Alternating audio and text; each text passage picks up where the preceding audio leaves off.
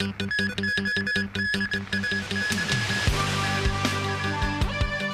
Chief Justice praises the city's designated national security judges. An increase in the daily number of tickets for high-speed train rides starting tomorrow. And the death toll from Sunday's Nepal plane crash jumps to at least 68.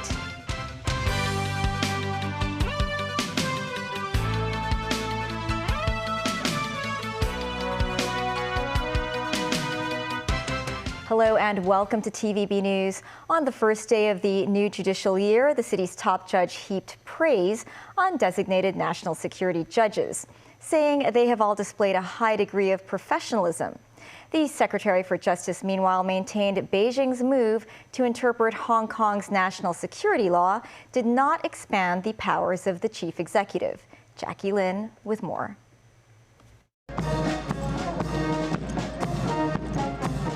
The opening ceremony for the new legal year was once again held at the Hong Kong City Hall. This after a 2-year absence from this traditional venue due to COVID restrictions.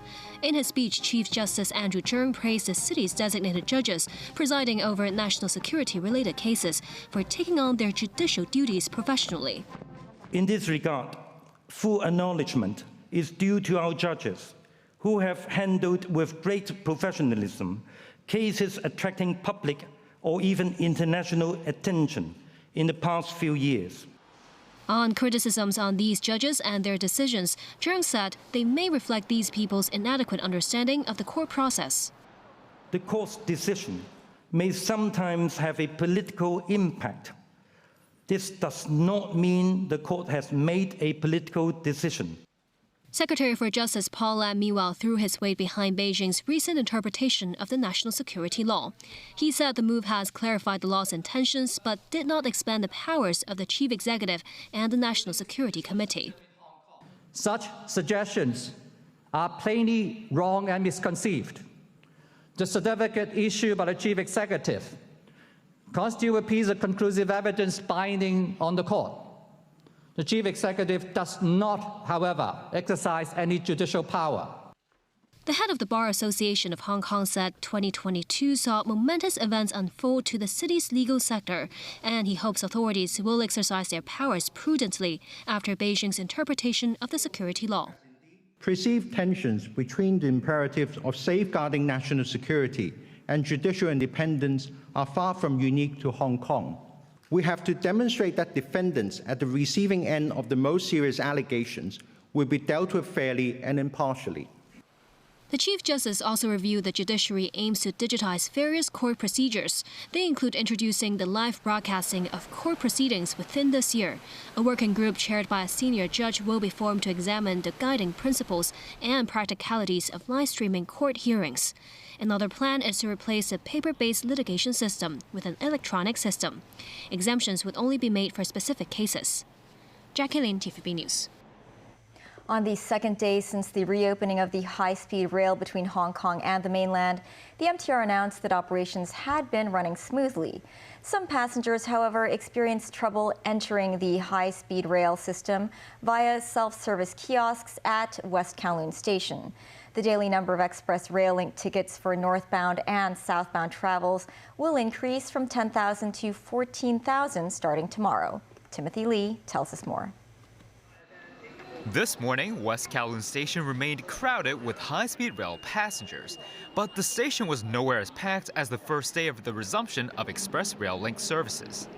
Hong Kong travelers heading to the mainland now have to use their home return permits to gain access to the high-speed trains. But many struggle to figure out where to display their permits at the self-service kiosks. They were then assisted by the station staff. As for those arriving in the city, several visitors from Shenzhen this morning praised the efficiency and ease of traveling to Hong Kong with the high-speed rail. It was really fast to get from Shenzhen to Hong Kong, so I thought it was great. I'm glad that they reopened it. I've been here for 3 years. I haven't been able to leave to go see friends or family, so I'm happy that China is finally reopening. I think it was super convenient. It was super fast. It's super comfortable. And everything was super helpful, especially when you have to fill in the customs on your phone. There's lots of people to help within customs. I took the early morning train, and even for the early morning, it was quite crowded. But some passengers traveling between Hong Kong and Guangzhou expressed disappointment at the duration of their train rides, with some saying that the speed of the high-speed rail is no different from that of the regular intercity train.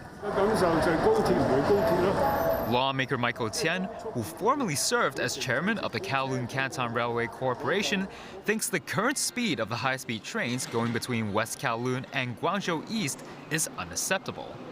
He suggested that the 8 a.m. and 7 p.m. trains running on that route should skip all the stations in between the two termini to save time. Several travelers arriving from the mainland were dissatisfied with the shortage of taxis and the lack of restaurants around West Kowloon Station. They hope authorities will step up their effort to accommodate future passengers of the high-speed rail. Timothy Lee, TVB News. Hong Kong reported 4,653 new COVID cases today. Local cases numbered more than 4,500. 50 more COVID patients died. Starting today, the government announced that PCR test results with a CT value higher than 35 would be declared negative. A lower CT value indicates a higher viral load. Health authorities noted that those with a CT value higher than 35 do not possess the capability to transmit the virus. However, some COVID test kit contractors believe the government's new policy may have neglected those with preliminary positive test results who tend to have high CT values at the onset of the infection. A female worker died after falling into a mixing machine at a candy factory this morning. The tragedy happened at around 8:30 a.m. at an industrial center in Tsuen Wan. The syrup mixing machine she fell into was for making Lunar New Year confectionery. The 64-year-old reportedly fainted and slipped into the machine. Firefighters later extricated the woman, who suffered from rib fractures and burns of the hand. She was certified dead after being rushed to hospital. Cathay Pacific's largest aircrew union is planning to hold a protest rally over the airline's roster and pay arrangements. They're now seeking a letter of no objection from the police.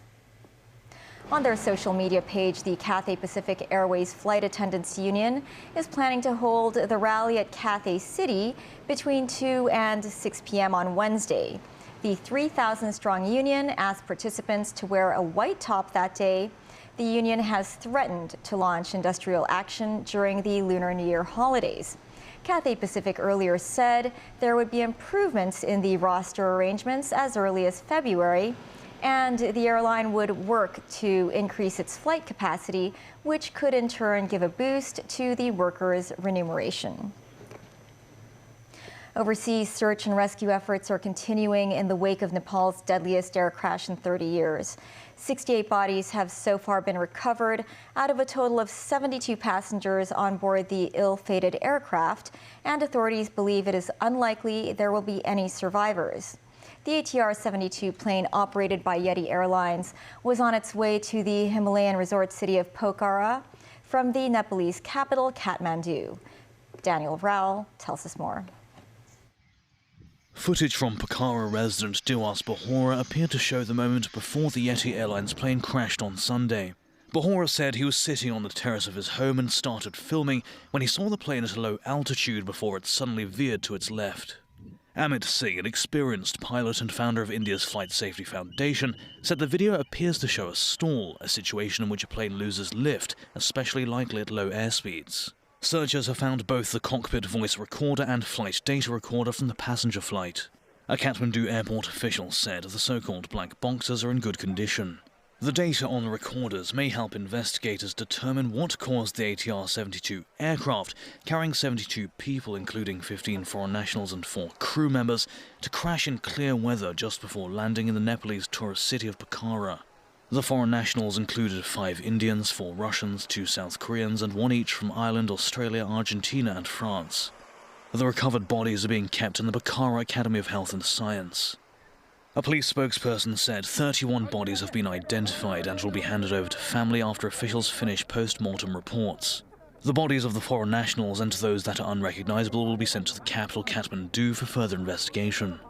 Nepal's government declared a day of national mourning and set up a panel to investigate the disaster and suggest measures that could be implemented to avoid such incidents in the future. Nearly 350 people have died since 2000 in plane or helicopter crashes in Nepal, which is home to 8 of the world's 14 highest mountains, where sudden weather changes can make for hazardous conditions. Experts say air accidents are usually caused by a combination of factors, and investigations can take months or longer. Pokhara Airport spokesman Anup Joshi stated that the ATR-72 plane's pilot didn't report anything untoward as it began its descent. Daniel Roll, TVB News.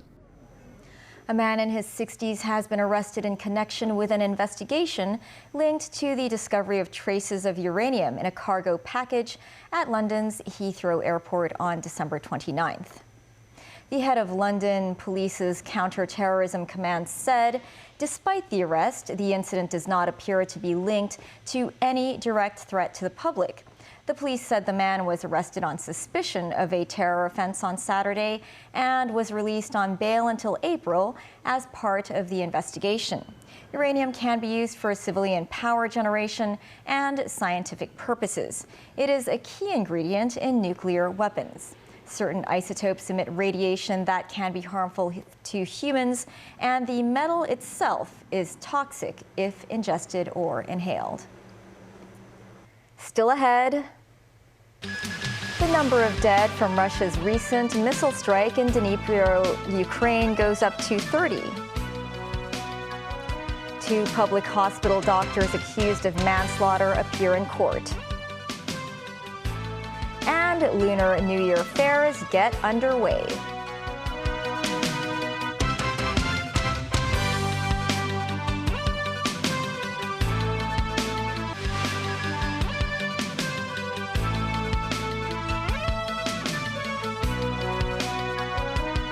Welcome back. The death toll from a Russian missile strike on an apartment building in central East Ukraine has risen to 30, officials said. The Saturday attack in Dnipro is the deadliest in the war since a late September strike in the Zaporizhzhia region. Moscow has acknowledged launching a barrage of missiles over the weekend, but made no mention of the apartment attack. Russia says all designated targets were hit and objectives achieved. Nazvi Karim reports. A rescue worker in Dnipro shouts "woman" in Russian after hearing the voice of a possible survivor buried beneath the rubble of a destroyed residential building. She is here, he shouts. Rescuers continue to work day and night looking for survivors after a Russian Kh-22 missile, for which Ukraine has no effective defense, slammed into the 9-story apartment building on Saturday. Around 1,700 people lived in the block, and children were among the casualties. An official at a children's hospital said at least 7 kids were admitted, with 2 suffering severe injuries. 6 children were reportedly killed in the attack. This survivor appealed to Western countries for defense systems that can repel such attacks, adding, "I don't know what the point is. There is not a single military facility here. This is a residential area." Russia on Sunday acknowledged the missile strikes without referring to the Dnipro apartment building. The Kremlin has repeatedly denied targeting civilians, with the defense ministry statement saying that it successfully hit all designated targets of its Saturday offensive, including the capital, Kyiv, and Kharkiv in the northeast. Ukrainian President Volodymyr Zelensky said rescuers were fighting for every person and hit out at the cowardly silence of Russian citizens who had not spoken out against the war. This as more Russian civilians are likely to be recruited into the armed forces, with reports saying President Vladimir Putin has given his backing to raising the age range for mandatory military service to 21 to 30 from 18 to 27. The aim is to boost the number of combat personnel to 1.5 million troops from the current 1.15 million.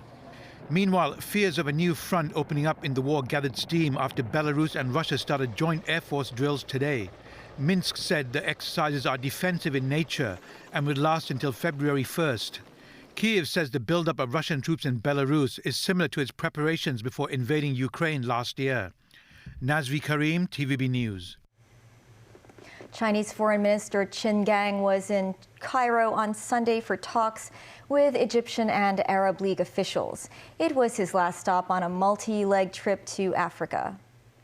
Chin separately met Egyptian President Abdel Fattah el-Sisi and Arab League Secretary General Ahmed Aboul Gheit. He also met his Egyptian counterpart, Sameh Shoukry.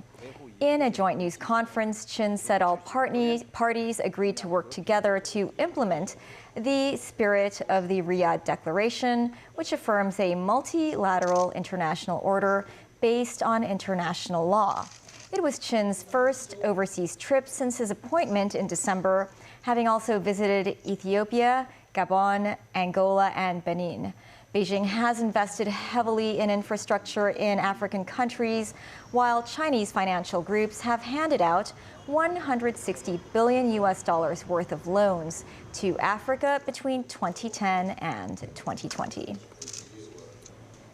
Zhen Yanxiong, the new director of Beijing's Liaison office in Hong Kong, stressed the SAR will prosper as long as the city remains stable and is not confused about its direction of development. 我深知中联办的职责使命。 Speaking to reporters on his first day at work in his new post, Zheng said he will put in his best efforts to take on his duties and relay the care from the central authorities.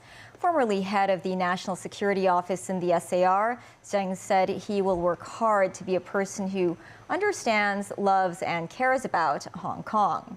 The 59-year-old also said he is confident that the SAR will shine in renewed glory under the leadership of Chief Executive John Lee and the concerted efforts of the various sectors in the city. 2 United Christian Hospital doctors charged with manslaughter over a liver patient's death appeared at the Eastern Magistrates Courts this morning. The 2 doctors, Lam Chi Kwan and Chan Soi Kim, were allegedly involved in prescription mistakes that led to the death of a patient, Tang Kwai Si, in 2017. The magistrate adjourned the case until April 18th to allow more time for police investigation. The doctors have been released on a surety bond of $50,000 each. They also have to surrender their travel documents, report to the police once a week, and cannot harass the family members of Tang Kwai Si. The Consumer Council tested 15 samples of commonly sold prepackaged chicken essence products, which claim to be high protein.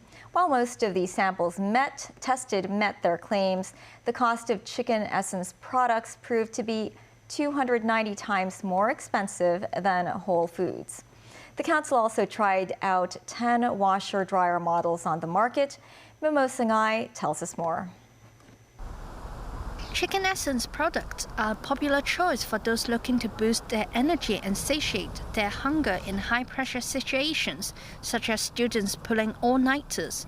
Among the 15 tested samples of prepackaged chicken essence products, the Consumer Council found 14 of them met their claims of being a high-protein food. In order to be classed as high protein, an item must contain no less than 6 grams of protein per 100 milliliters of liquid food. However, purchasing such products can prove costly. For instance, 100 grams of skinless chicken thighs could contain over 20 grams of protein, while costing no more than 6 Hong Kong dollars. Vegan chicken essence would set you back $1,700 for the equivalent amount of protein. That's a staggering 290-fold difference. Even the cheapest traditional chicken essence brand is 8 times more expensive than its whole food equivalent. The Consumer Council reminded the public to eat a balanced diet, saying the necessary protein intake can also be met by eating whole foods. Meanwhile, the Council conducted a trial on 10 front-loading washing dryers with prices ranging from $5,319 to $21,980. The machines were assessed in 6 areas, including in their efficiency at cleaning and drying clothes. Brands like Whirlpool and Sanusi proved the best at drying, while Media put in the worst performance in this particular test. The council said consumers should take their laundry habits into account before purchasing a washing dryer machine. Mimosanai, TVB News. Starting today, the public can visit 15 Lunar New Year fairs with more than 900 wet goods stalls across Hong Kong. At Victoria Park's flower market, a red arch has been placed at the entrance, implying good luck. Different types of flowers, including orchids, daffodils, and lilies, are available. A few people came to the market this morning. Not all stalls have opened yet. Many vendors were busy organizing their stalls. All fairs are equipped with green, amber, and red lights to control the number of visitors at each venue. That is the news. Thanks for watching. Money Matters is up shortly. Bye for now.